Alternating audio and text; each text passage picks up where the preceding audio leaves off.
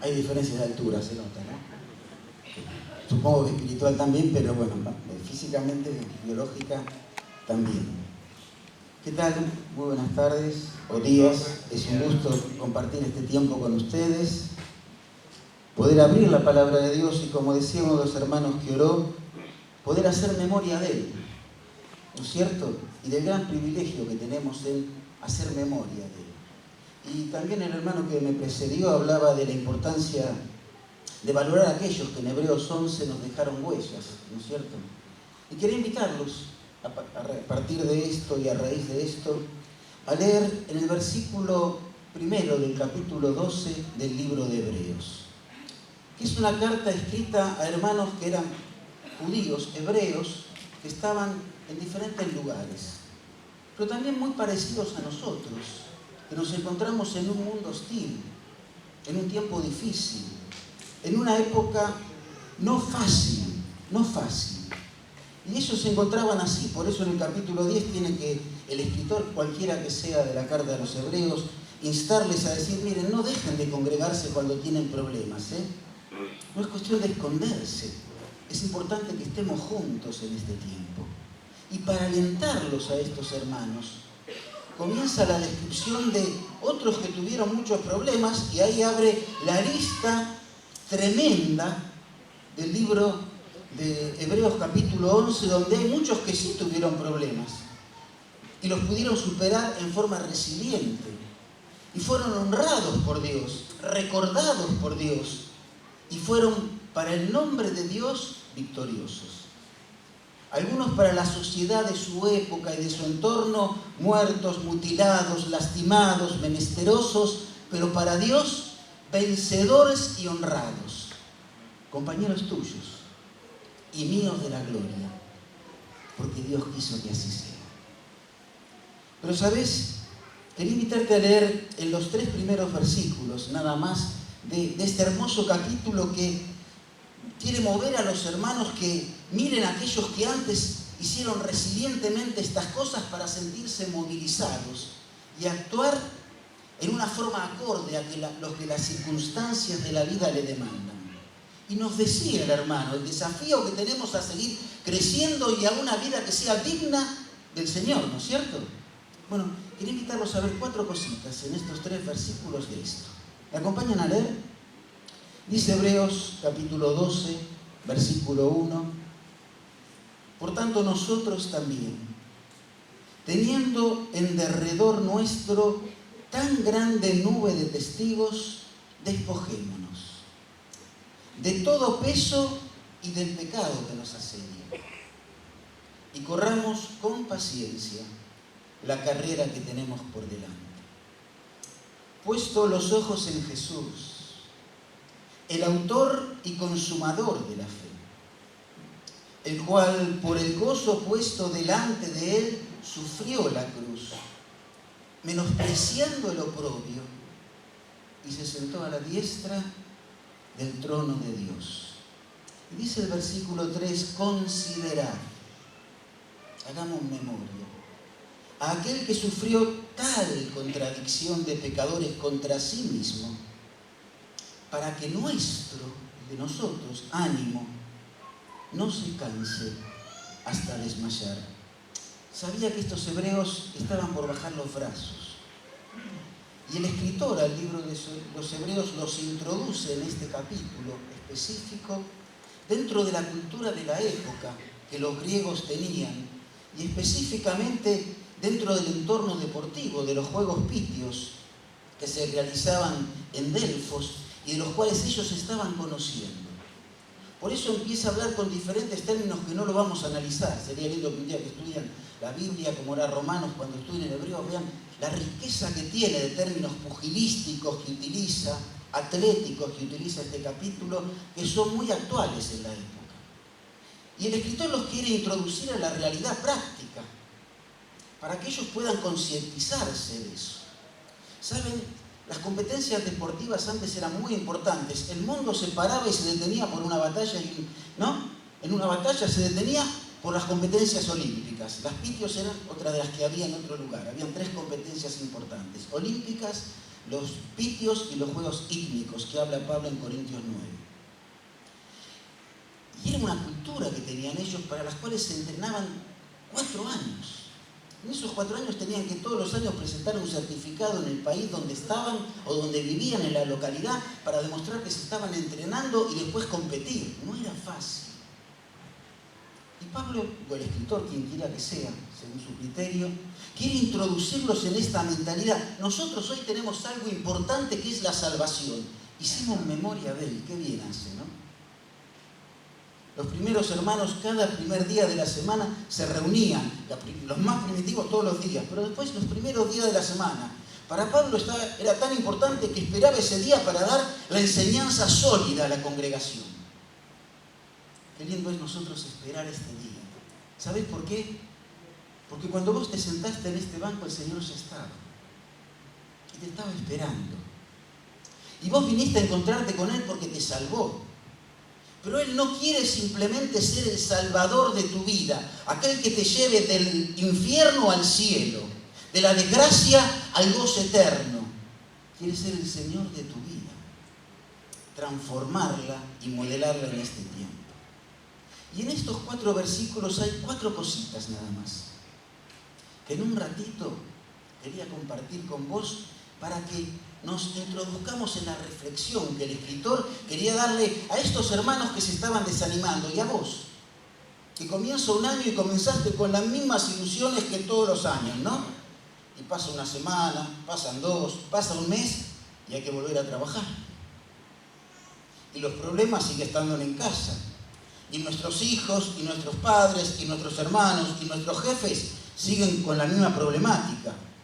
¿Y cuántas ilusiones se van cayendo juntamente con las hojas del almanaque cuando empiezan los días, ¿no? Y nos cuesta año tras año renovarlas, porque es difícil. Ahora, el escritor dice, miren, nosotros tenemos una gran nube de testigos, y está hablando de Hebreos 11. Hay gente que logró vencer la adversidad. Tuvo problemas como los tuyos o quizá más grandes. Y Dios le dio herramientas y su presencia poderosa para poder resistir, sobreponerse y resilientemente tener una vida de victoria. Vos sos un hijo de Dios, tenés el gozo y la alegría de la salvación, ¿la vivís? Vos sos un hijo de Dios, vos sos una hija de Dios. Mañana es lunes, quizá todavía estás de vacaciones, pero empieza la jornada.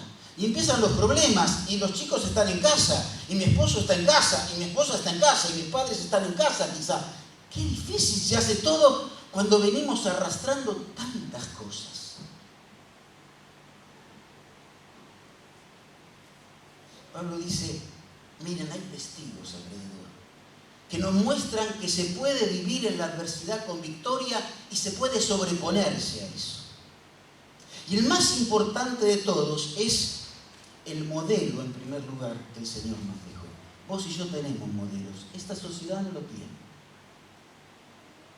Lamentablemente, con la ley de ideología de género, lo que quiere romper es los modelos. Yo no puedo mirar a un hombre para saber cómo se comporta. No puedo mirar a una mujer para saber cómo es. Todos somos híbridos y construimos personas y personalidades híbridas. Estamos generando un mundo de gente insatisfecha.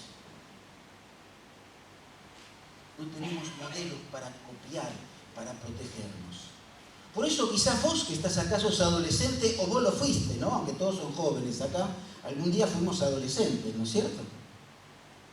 Y es eso, es empezar a luchar con las cosas que nos enseñaron y que nos hacen ruido para poder construir nuestra personalidad. Adolecemos, construimos nuestra vida. Bueno, no podemos ser adolescentes toda la vida en la cristiandad. Tenemos que crecer y madurar. Queremos los privilegios de cristianos. Queremos que Dios nos escuche. Queremos la bendición de Dios. Queremos vivir una vida victoriosa, pero vivimos demandando como ovejitas. Ayúdame, sálvame, como ovejitas. Pidiéndole a Dios favores y gauchadas, con todo respeto lo digo, para que nos ayude a salir de este problema. En Él hay un modelo el cual podemos imitar. Y hay una nube, no sos el único que tiene estos problemas. No sos el único que está padeciendo esto. Y esto no es resignarse. Esto es aprender que la vida tiene luchas. Y la vida es una lucha.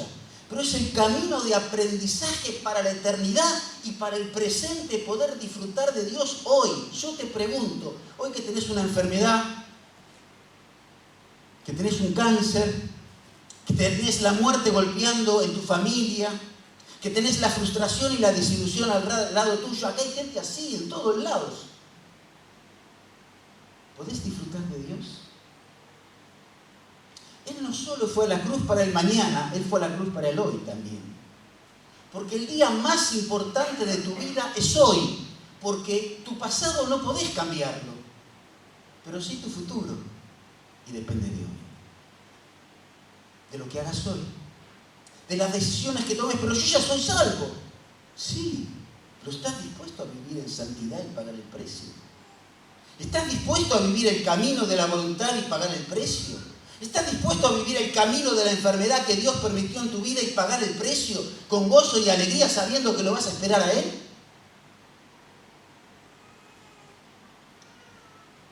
Hablamos de Dios, lo vivimos.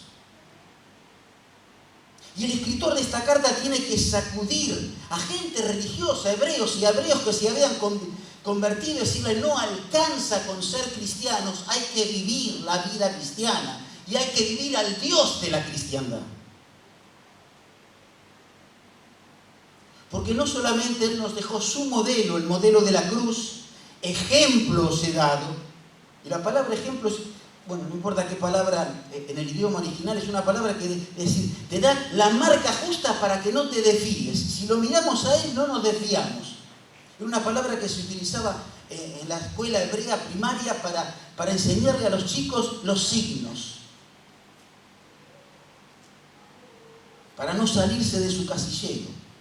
Hoy está todo con computadora, pero antes, recuerda, para hacer lindas letras había reglas.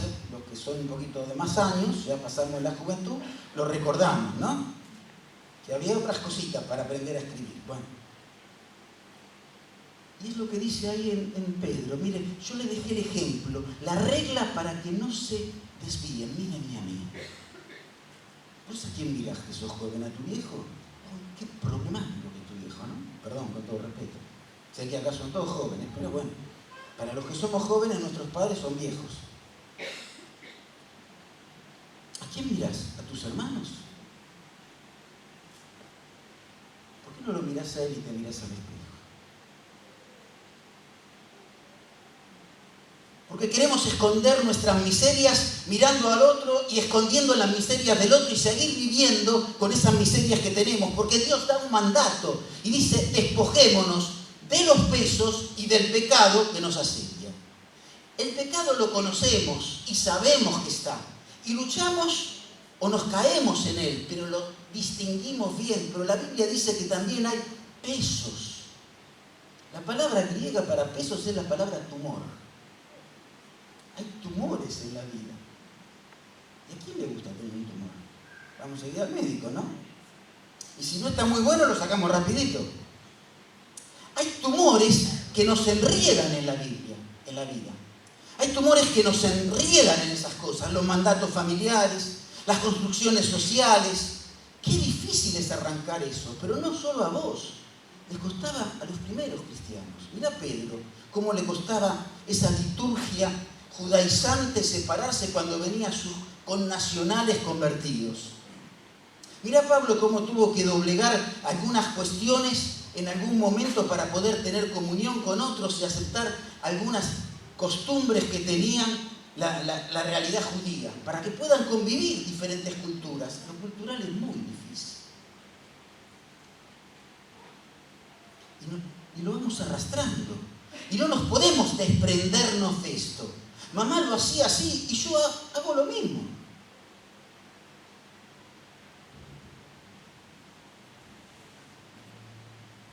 Yo tuve un muy buen papá. Y cada vez que necesitaba algo me lo dio. Me dio todo lo económico, todo lo que necesitaba. Pero recién aprendió a darme una caricia cuando tenía casi 60 años. Y murió joven a los 74. Y yo de grande le empecé a reclamar, ¿por qué nunca me acariciaste? Cada vez que le pedía, ponía la mano en el bolsillo y me la daba. Y se esforzaba por regalarme algo que necesitaba, o por darme lo mejor. Y fui muy bendecido, gracias a Dios. Pero nunca tuve de chico una caricia de él. Recién de grande aprendí a mirar a mi abuelo y ver cómo era, un gallego bruto, con todo respeto, que aprendió a leer después que se convirtió con la Biblia, que hablaba gritando, el chinchudo, aunque era ya salvo, no podía arrancarse eso, que había vivido la miseria y la adversidad y no podía arrancarse eso, y en su vida le di una caricia a mi papá. Y cuando se la empecé a reclamar, él aprendió a dar verdad. Qué fácil es reclamar cosas que a veces nosotros no estamos dispuestos a dar y que se metieron en nuestra vida. Culpamos a este, a aquel y al otro porque no es así. Al hermano porque tiene esta flaqueza y esta debilidad. A mi papá, a mi mamá, a mi hijo porque son así. Y a veces hicieron lo que pudieron en la vida.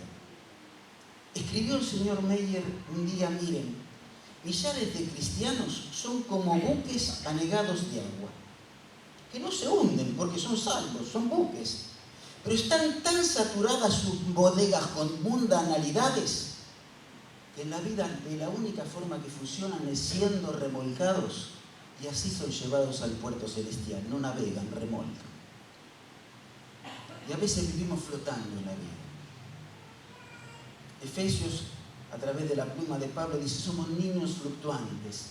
Los vientos nos llevan de un lugar a otro. Y queremos que Dios nos ayude. Y el día que nos metemos en un problema, miramos arriba, salvame, ayúdame. Y Dios dice, dejemos los pesos. Esos tumores que te lastiman, ¿cuáles son los tuyos? ¿Cuáles son esas debilidades que te impiden acercarte a Dios? Vos que sos papá, que son mamá, ¿querés que tu hijo crezca bien, sano, que se desarrolle, que conozca a tu Dios, al que tenés hoy? Y no podés tener una mesa en tranquilidad y armonía con tu esposa. Y no podés tener una alcoba feliz que puedas disfrutar. Y pretendemos que los otros copien los modelos que no damos. ¿Nunca te dijo tu hijo, vos decís esto? ¿Quién sos vos para decirme esto? ¿Cómo duelen esas palabras que nos llevan a decir, soy tu papá, soy tu mamá? Y vos que sos joven, qué fácil es justificarse, ¿no? Si él hace eso, ¿sabés que Dios te pide cuentas a vos?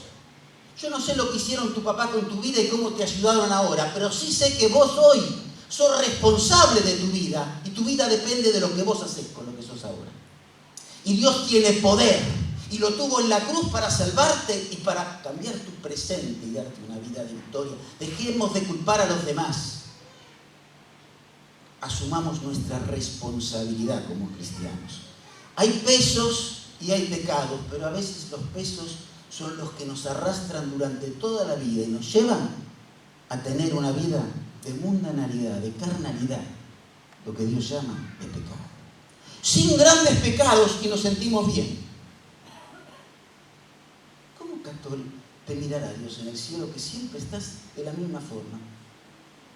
¿Cómo mirará Dios tu familia cuando pasan los años, las arrugas vienen a los varones, ¿no? Las chicas nunca tienen arrugas, pero los chicos sí tenemos alguna arruguita, ¿no? Y las arrugas, el pelo se va, con todo respeto de lo que no, y a otros lo tenemos blanco, ¿no? Las cosas cambian, pero los problemas son los mismos. Los dolores son los mismos. Los silencios en la casa son por los mismos temas. Los enojos son siempre igual. ¿Y dónde está el Dios de poder? No quedó en la cruz.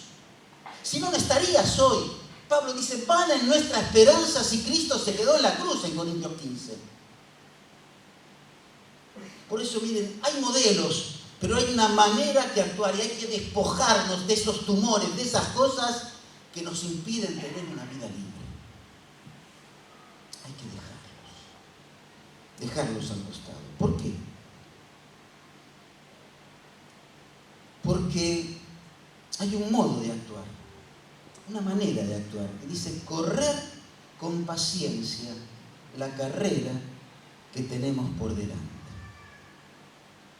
Tenemos que correr con paciencia la carrera que tenemos por delante, puestos los ojos en Jesús, el autor y consumador de la fe,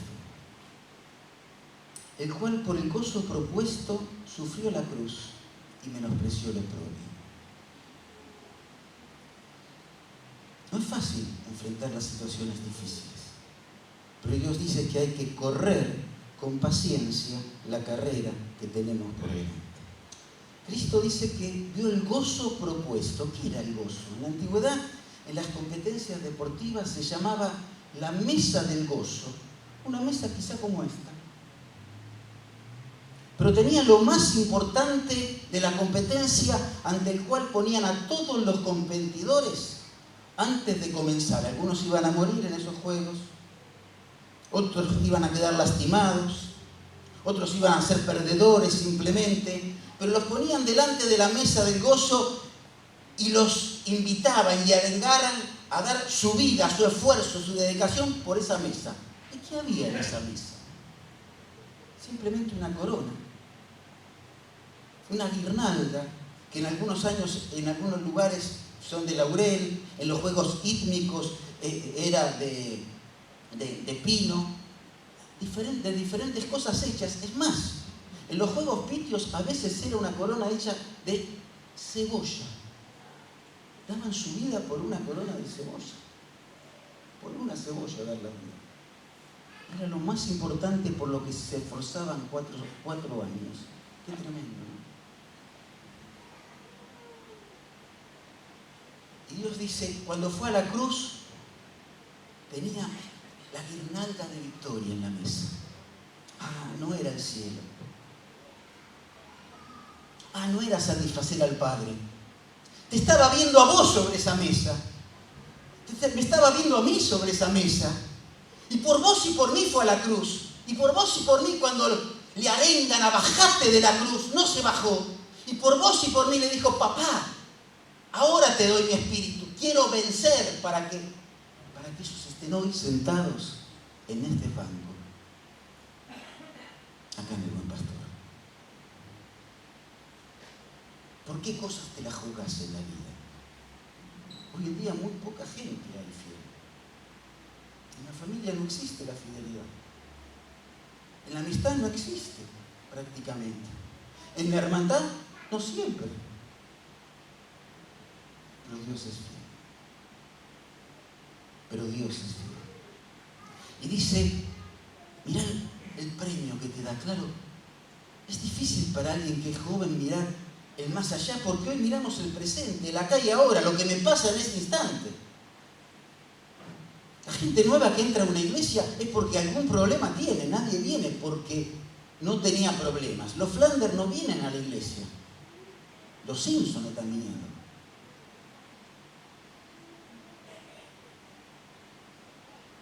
Y eso complejiza todo. Don Roberto Ochoa me decía en la escuela de Lanús, cuando le presentaban a las familias que se estaban convirtiendo, que tenían interés en las cosas, y cuando hablaba decía, ¿pero son casados? No, le digo. Y la esposa está ya con el otro señor, en la misma escuela, sí. Digo, y me dice, ¿no hay ninguno normal? Mire, normal no, pero común es esto. Entonces se agarraba la cabeza, dice, ¿cómo hacemos? No hay ninguno normal, decía él. Qué fácil nos acostumbramos a lo anormal. Y lo llamamos bueno. ¡Ay! Dice Dios, ¿no? A través del profeta. A los que a lo bueno dicen malo y a lo malo dicen bueno. ¡Ay! Dice Dios. Por eso hay un modo que es correr con paciencia. La palabra paciencia es perseverancia. Como la que tenían los competidores. Y corrían con un objetivo: vencer. Pablo dice, prosigo al blanco. ¿Cuál es el blanco? El cielo. La recompensa del cielo. Blanco en griego es lo que ve. El que ve, escopos, es al que ve. ¿Quién es el blanco que Pablo prosigue? Jesús. El premio de Pablo en Filipenses es mirar a Jesús, experimentar lo que él experimentó. Por eso dice en el mismo capítulo, está diciendo, yo quiero experimentar el dolor que él sufrió en la cruz y el poder que él experimentó para vencer ese dolor. Quiero vivir a Jesús. ¿Vos lo vivís? Esa es la vida cristiana a la cual Dios nos desafía. Y dice, con paciencia hay que caminar hacia ese lugar. Miren, en Cuarta Macabeos, un libro histórico que no pertenece al canon, en capítulo 17, en el versículo 9, te leo lo que dice. Epitafio de un mártir macabeo, dice lo siguiente. Aquí yacen un sacerdote anciano, un sacerdote macabeo que luchaba contra Antíoco, ¿no? Epifanio, su mujer y sus 7 hijos, enterrados por la violencia de un tirano, Antíoco, que deseaba destruir a la nación hebrea. Y cita, ciertamente vindicaron nuestra nación, manteniendo sus ojos fijos en Dios y soportando tormentos hasta la muerte. Quizá tu padre te dejó huellas. Quizá tus hermanos te dejaron huellas. Y nada más mirás las tristes. ¿Por qué no mirás las huellas gloriosas que ellos dejaron? ¿Por qué no empezamos a mirar a nuestros hijos de una forma diferente? ¿Por qué no empezamos a mirar a nuestros padres de una forma diferente? A ver cómo podemos construir la vida y el hogar que Dios quiere para cada uno de nosotros. Corramos con paciencia. Él es el autor, el inventor y el que llevó a la práctica la fe, nos dio la receta. Ahora vos y yo podemos seguirla para tener una vida de victoria. ¡Qué fantástico! ¡Qué fantástico el objetivo de Pablo! ¡Qué fantástico el objetivo de estos hermanos que estaban en Hebreos 11 y que algunos ni siquiera el nombre sabemos! ¡Qué fantástico lo que Dios puede hacer en tu vida! Si vos la ponés en las manos de Dios. Esto también una vez lo dijo Moody. Le dijeron, qué gran hombre que es usted. Y él responde, no, yo soy un hombre con muchas debilidades. Yo sería grande si estuviera entregado en las manos de Dios y Dios haría su obra completa en mi vida. Eso lo dijo Moody. Qué diferente puede ser vos. Qué diferente puede ser la relación con tus amigos, con tus hermanos, con tu servicio. Qué diferente puede ser tu hogar. Cuando estamos dispuestos a despojarnos, arrancar, ese es el sentido, arrancar, tirar los pesos y los pecados con los cuales a veces convivimos en nuestra vida. ¿Saben por qué? Porque dijimos nosotros que era importante escuchar el modelo y mirar el modelo que tenemos. Que era importante obedecer el mandato de despojarnos. Que es importante la manera en que actuamos en la vida con cada uno de nuestros hermanos, en nuestras relaciones y en nuestra intimidad. Pero en cuarto lugar, es importante hacer memoria. Hay modelo, hay mandato, hay un modo, pero hay memoria. Hoy hicimos memoria de él. Y Pablo en el versículo 3 dice, considerad. Hacé memoria, la palabra lógica está acá. Usen la cabeza, está diciendo, la palabra lógica. Aquel que sufrió, padeció, y la palabra sufrir es la palabra agonizar. Sufrió en serio. Experimentó en serio el dolor.